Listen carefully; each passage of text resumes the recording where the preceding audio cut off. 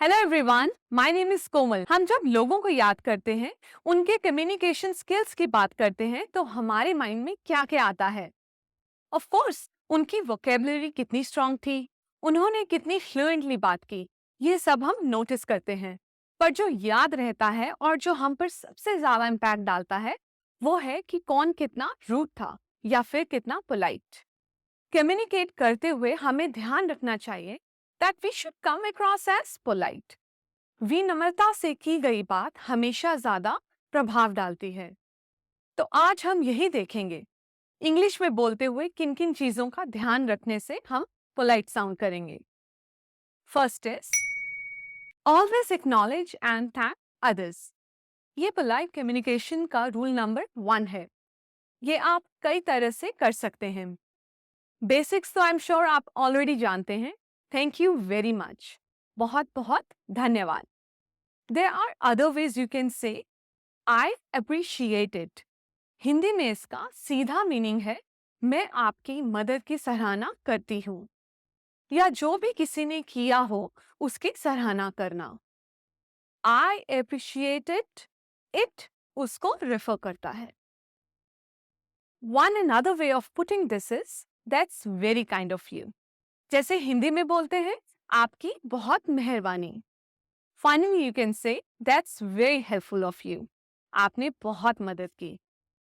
तो ये सब हैं different ways in which you can thank others and acknowledge what they have done for you. Now let's look at the situation in which politeness is most needed. जब किसी से कोई काम लेना हो, जब किसी से कुछ रिक्वेस्ट करते हैं, तो हम चाहते हैं सुनने वाला हमारी बात माने। तो ऐसी सिचुएशन में पोलाइटली बोलना बहुत जरूरी है। How to do it? आप अपनी रिक्वेस्ट को एक क्वेश्चन की तरह फ्रेम करें। I will give you an example. अगर आपको पानी चाहिए तो आप कह सकते हैं give me a glass of water. पर यह तो ऐसा लगा जैसे आपने ऑर्डर किया हो। तो इसको आप एक क्वेश्चन की तरह फ्रेम करिए। बोलिए can you please give me a glass of water. क्या आप मुझे कृपया एक ग्लास पानी दे सकते हैं? हो गया ना पोलाइट। और एग्जाम्पल देखते हैं। मान लो आपके पास कैफे में बैठा कोई फोन पे वीडियोस देख रहा है और वॉल्यूम फुल लाउड है। आप जरूरी काम कर रहे हो, आप चाहते हो कि वॉल्यूम वो कम कर ले। तो एक तरीका तो है कि आप बोलें turn down the volume, volume कम करो।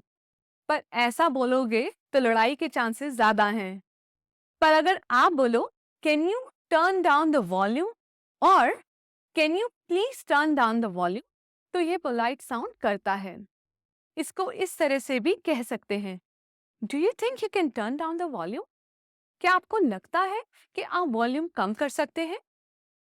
सी a few small changes make such a big difference to the turn of the sentence. इसी को तो कहते हैं इफेक्टिव कम्युनिकेशन, बातचीत जिसका असर हो। Let's look at the next point now. कई बार लोग आपको भी रिक्वेस्ट करेंगे। आप मना करने के भी ढंग हैं। आप चाहते हो कि मना तो करो पर दूसरा नाराज ना हो। कोई आपको खाने के लिए कुछ ऑफर करे and you want to refuse, तो आप कहो thank you so much but I have just had a big meal. पहले धन्यवाद करो, फिर उसका कारण दो। सिर्फ मना मत करो, सिर्फ ये ना बोलो no I don't want to eat. Another example, आपसे कोई रिक्वेस्ट कर रहा है कि आप कुछ पैसे डोनेट करें, but for whatever reason आप नहीं करना चाहते, तो you can say I am afraid I can't make a donation, और you can say I am sorry I can't make a donation. आप चाहो तो पहले दूसरे का एक्नॉलेज भी कर सकते हो। I appreciate that you are raising money for a good cause but I am sorry I can't make a donation. सिर्फ ये नहीं कहना no I won't give donation. Next point is similar to this, but it is about disagree politely। किसी ने कोई बात की, आप उससे सहमत नहीं हैं, तो आप कैसे बोलेंगे? You can say, I respect your opinion, but I think differently। मैं आपके ओपिनियन का आदर करती हूँ, पर मेरी सोच अलग है. You can also say, I see your point, but I do not fully agree with you. मैं आपका पॉइंट देख सकती हूँ, समझ सकती हूँ, पर मैं उससे पूरी तरह सहमत नहीं हूँ. Now let's come to the last point. ये एक ऐसा पॉइंट है जिसे आप कई अलग अलग सिचुएशंस में यूज कर सकते हैं. Always give a reason for what you say. किसी से कुछ काम करवाना है तो add a reason. It sounds polite. For example, घर पे आप छोटे भाई बहन को कहना चाहते हो कि आप अपना कमरा साफ करें. तो एक तरीका तो ये है, clean your room. अब उसका असर हो ना हो गारंटी नहीं है. तो दूसरा तरीका है, we have guests coming tomorrow. Please clean your room. घर पे कल मेहमान आ रहे हैं, प्लीज अपना रूम साफ कर लो. एक और एग्जाम्पल, फ्रेंड्स सारे मूवी जा रहे हैं, आप नहीं जाना चाहते हो, तो सिर्फ ऐसे नहीं बोलो I won't go to the movie. लगेगा this person just doesn't care about others, right? तो आप बोलो I won't go to the movie because I have to study this evening. मैं मूवी देखने नहीं जाऊंगी क्योंकि मुझे आज शाम को पढ़ाई करनी है.